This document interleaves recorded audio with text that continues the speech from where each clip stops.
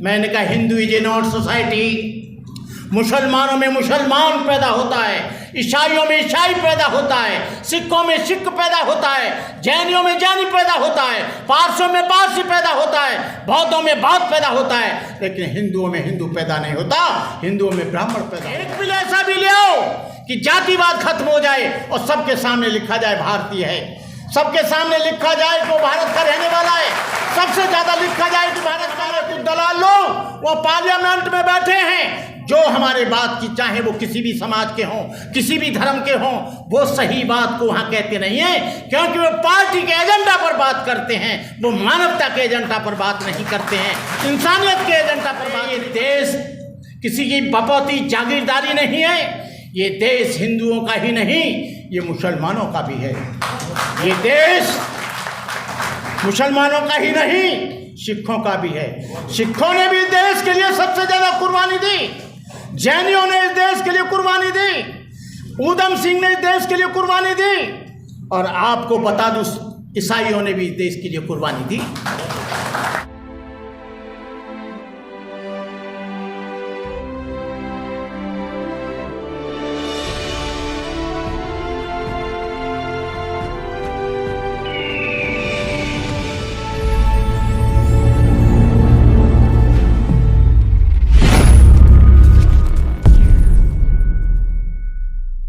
और जोरदार तालियों से आप इनका स्वागत करें।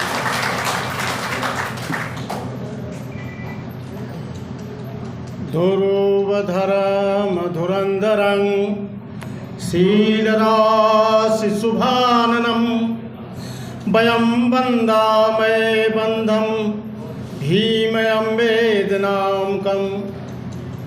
इस कार्यक्रम के आयोजक संयोजक हाफिज गुलाम सरवर जी, और सबसे पहले मैं उस महापुरुष को नमन करता हूँ जिसने भारतीय संविधान बनाकर हम लोगों को धर्मनिरपेक्षता दी, मानवता का पाठ पढ़ाया, और भारतीय संविधान में इंसान को बराबरी का अधिकार दिया।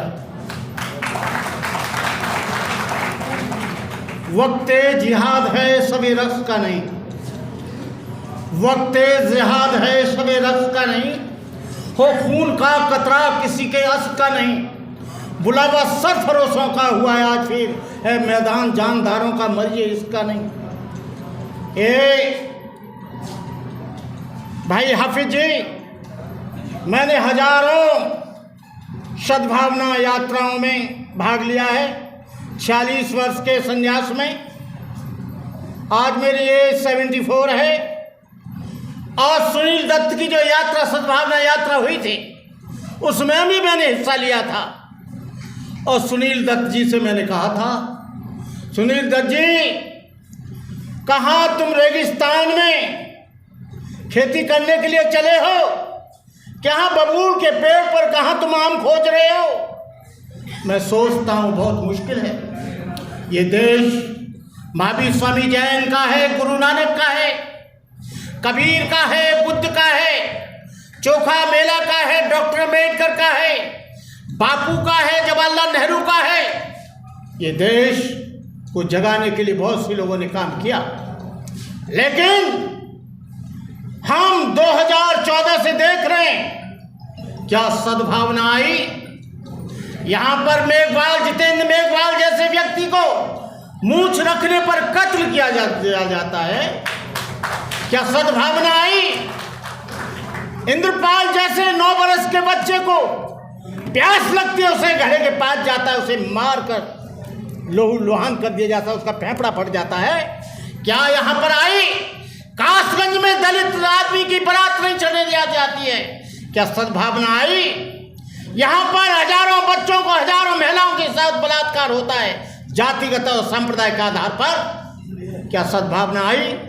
आपके प्रयास को मैं धन्यवाद देता हूँ, क्रिटिसाइज नहीं करता हूँ, लेकिन आज मुझे अफसोस है कि जिसकी अध्यक्षता होने वाली थी, जो मुख्य अतिथि था, केवल आपको सिख दिखाई देता है, मुस्लिम दिखाई देते हैं, जैन दिखाई देते हैं, बौद्ध दिखाई देते हैं, ईसाई दिखाई देते हैं, लेकिन क्या आपके मंच पर आ रहे हिंदू एक भी दिखाई नहीं दे रहा है। इसका कारण है क्या हिंदुओं के बिना आप सद्भावना कर पाएंगे? क्योंकि दुर्भावना जो भी उत्पन्न होती है वो कहाँ से उत्पन्न होती है मैं कहना नहीं चाहूँगा। जब यहाँ पर सम्मेलन हुआ सद्भावना का हरिद्वार में, मुझे बुलाया गया। जैसे ये लोग बैठे हैं वैसे हम भी बैठे थे, चारों शंकराचार्य, सरस्वतीनंद, अखंडानंद और तार पहले दिन की अध्यक्षता जो थी बाबा रामदेव की अध्यक्षता में, सब लोगों को बाइबल पर, कुरान पर, तमाम सब्जेक्टों पर दिया गया विषय, लेकिन मुझे दिया गया हिंदू समाज के एकीकरण पर और एक हिंदू समाज की एकता पर। मैंने कहा मैं बुद्धिस्ट हूँ, मुझे बुद्ध की प्रासंगिकता पर दिया जाए, बुद्ध के सब्जेक्ट पर दिया जाए, बुद्ध धर्म बाहर कैसा है इस पर दिया जाए, बौद्धम थाईलैंड और जापान में क्यों गया इस पर दिया जाए, चाइना में क्यों गया इसका दिया जाए, 28 कंट्रियों में बुद्ध धर्म कैसे फैला इस पर दिया जाए। लेकिन आपने दिया है कि मुझे हिंदू धर्म का एकीकरण, हिंदू धर्म की एकता। मैंने बड़े गौरव के साथ कहा, आरएसएस के लोग थे, मैंने कहा Hindu is a not society. मुसलमानों में मुसलमान पैदा होता है, ईसाइयों में ईसाई पैदा होता है, सिखों में सिख पैदा होता है, जैनियों में जैनी पैदा होता है, पारसियों में पारसी पैदा होता है, बौद्धों में बौद्ध पैदा होता है। लेकिन हिंदुओं में हिंदू पैदा नहीं होता, हिंदुओं में ब्राह्मण पैदा होता है, हिंदुओं में क्षत्रिय पैदा होता है, हिंदुओं में वैश्य पैदा होता है, हिंदुओं में शूद्र पैदा होता है, और हिंदुओं में नाई, धोबी, दानो, कहा, लोहार, तेली, तमोली, पाची, काची, अहिर, गलरिया, एरवार, संकवार, हिंदू जात की जात जात में जाति, जैसे केरा के पात पात में पात। ये जातिवाद के रहते और सांप्रदायिकवाद के रहते हुए मैं सोचता हूँ, मुझे सपना लगता है हाफिज गुलाम सरवर साहब कि यहाँ पर सद्भावना बहुत मुश्किल है। जब तक यहाँ पर ढेर सारे बिल ये गवर्नमेंट लाती है, लेकिन एक भी बिल इस बात के लिए नहीं जाती है कि सांप्रदायिकता नहीं रहेगी, जातिवाद को खत्म किया जाता है।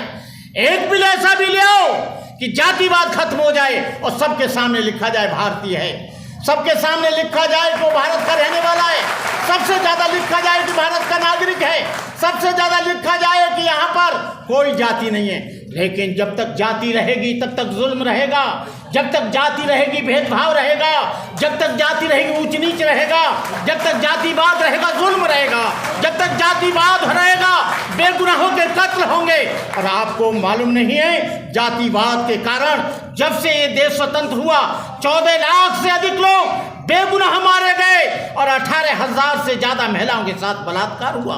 ये कैसा सद्भावना है, कैसा ये देश है। 2014 से जब से गवर्नमेंट आई है, जातिवाद सर पर पकड़ रहा है, असांप्रदायिकतावाद पड़ रहा है। ये जब तक सांप्रदायिकता खत्म नहीं होगी, जातिवाद खत्म नहीं होगा, इस देश में सद्भावना, कितने भी सम्मेलन करते रहना, कितने भी यात्रा निकालते रहना, आपसे पहले सुनील दत्त भी यात्रा निकाल चुके हैं, लेकिन ये क्यों नहीं हो पा रहा है? क्योंकि हमारे कुछ दलाल लोग वो पार्लियामेंट में बैठे हैं, जो हमारे बात की, चाहे वो किसी भी समाज के हों, किसी भी धर्म के हों, वो सही बात को वहाँ कहते नहीं हैं, क्योंकि वो पार्टी के एजेंडा पर बात करते हैं, वो मानवता के एजेंडा पर बात नहीं करते हैं, इंसानियत के एजेंडा पर बात नहीं करते हैं, समानता की बात पर बात नहीं करते हैं। आपको बता दूं मैं, सरवर साहब, नया संविधान बनकर तैयार हो गया है और नए संविधान का एक ही एजेंडा है, हिंदू राष्ट्र। यहाँ पर न ईसाई काम कर पाएगा, न बौद्ध काम कर पाएगा, न मुसलमान काम कर पाएगा, न जैन काम कर पाएगा, न सिख काम कर पाएगा। अरे ये देश किसी की बपौती जागीरदारी नहीं है, ये देश हिंदुओं का ही नहीं, ये मुसलमानों का भी है। ये देश मुसलमानों का ही नहीं, सिखों का भी है। सिखों ने भी देश के लिए सबसे ज़्यादा कुर्बानी दी, जैनियों ने इस देश के लिए कुर्बानी दी, ऊधम सिंह ने इस देश के लिए कुर्बानी दी, और आपको बता दूं ईसाइयों ने भी इस देश के लिए कुर्बानी दी। ईसाइयों ने इस देश के लिए कुर्बानी कितनी दी? वो लोग जो अंग्रेज लोग थे वो अपने चर्च से स्वतंत्रता आंदोलन चलाते थे, और जो मुसलमान थे वो अपने स्कूल से, जो उनके स्कूल थे मजहब को सिखाने वाले मदरसा, वहाँ से आंदोलन चलता था। अबुल कलाम आज़ाद उस मदरसा की देन है। आज कहते हैं कि मदरसा आतंकवादियों का सेंटर है। आपको बता दें, जब कोई मुसलमान चलता है तो मॉब लिंचिंग होती है। मॉब लिंचिंग कब से शुरू हुई? ये मॉब लिंचिंग का मामला यहाँ पर शुरू हो गया। आज आपको बता दें, मुसलमानों को ज़बरदस्ती पकड़कर, कई उदाहरण मेरे पास, मेरे वीडियो में, मेरे उसमें हैं, लैपटॉप में, उनको पकड़कर उनकी टोपी उतारकर कहा जा रहा है कि बोल जय श्री राम। अरे जब देश धर्म निरपेक्ष है, अपने तरीके से 14 मानुच्छेद, 15 मानुच्छेद, 16 मानुच्छेद, आप संविधान को उठाकर देख लेना। उसमें दिया गया है कि है कोई भी आदमी अपने तरीके से किसी भी मजहब को मान सकता है, अपने तरीके से पूजा पाठ कर सकता है, अपने तरीके से नमाज अदा कर सकता है, अपने तरीके से चर्च में प्रार्थना कर सकता है, अपने तरीके से जो बौद्ध है वो प्रार्थना कर सकता है। लेकिन यहाँ पर तो एक ही आइडिया लिया जा रहा है कि यहाँ पर किसी भी तरह से हिंदू राष्ट्र बन जाए, और जब हिंदू राष्ट्र बन जाएगा तो आपका सद्भावना सम्मेलन नहीं हो पाएगा। जब हिंदू राष्ट्र बन जाएगा तो आपका ये जो यहाँ पर मुझे अफसोस है कि दोनों ही हिंदू जिनको बुलाया था अतिथि के रूप में, केवल 5 लोग आपको नजर आए हैं, वो नहीं आए। इस कार्यक्रम को सोच लेना, क्यों नहीं आए? उसका कारण ये नहीं है कि वो व्यस्त थे, उन्होंने ये स्वीकार किया था तो उनको आना चाहिए था, लेकिन उनको मालूम था कि हम वहाँ पर कोई भी सद्भावना की बात नहीं कर पाएंगे, वहाँ पर कोई भी हम इंसानियत की बात नहीं कर पाएंगे, वहाँ कोई भी भाईचारे की बात नहीं कर पाएंगे। डॉक्टर अंबेडकर ने बड़ा सोच कर संविधान बनाया था। यदि डॉक्टर अंबेडकर न होता तो मुसलमान अपने मस्जिद में नमाज अदा नहीं कर सकता था, हिंदू जो शूद्र है वो कहीं मंदिर में नहीं जा सकता था। ये डॉक्टर अंबेडकर को, जब तक संविधान जिंदा रहेगा तब तक सद्भावना जिंदा रहेगी। जिस दिन संविधान मर जाएगा तुम भी मर जाओगे, हम भी मर जाएंगे, देश भी मर जाएगा। संविधान को जिंदा रखने के लिए आप लोगों को भरसक प्रयत्न करना चाहिए। कोई भी नया संविधान नहीं बनना चाहिए। इन्हीं शब्दों के साथ यही है इबादत, यही है इबादत, यही दीन और ईमान कि दुनिया में काम आए इंसान के इंसान। ये सबसे बड़ी इबादत है। मिटा दो जमाने से कुनबा परस्ती, मिटा दो लुटेरों की शोषण की हस्ती, मिटा दो ये जातीयता वाली बस्ती, मिटा दो गरीबों की फाका परस्ती। सरे राह गद्दार अफसर मिलेंगे, तहे आस्तीन जिनके खंजर मिलेंगे, बहुत तुझको ऐसे भी रहबर मिलेंगे जिन्हें सिर्फ याद रास्ता भुलाना, मुसाफिर राह मत भूल जाना। जय भीम, नमो बुद्धाय, जय भारत, जय संविधान।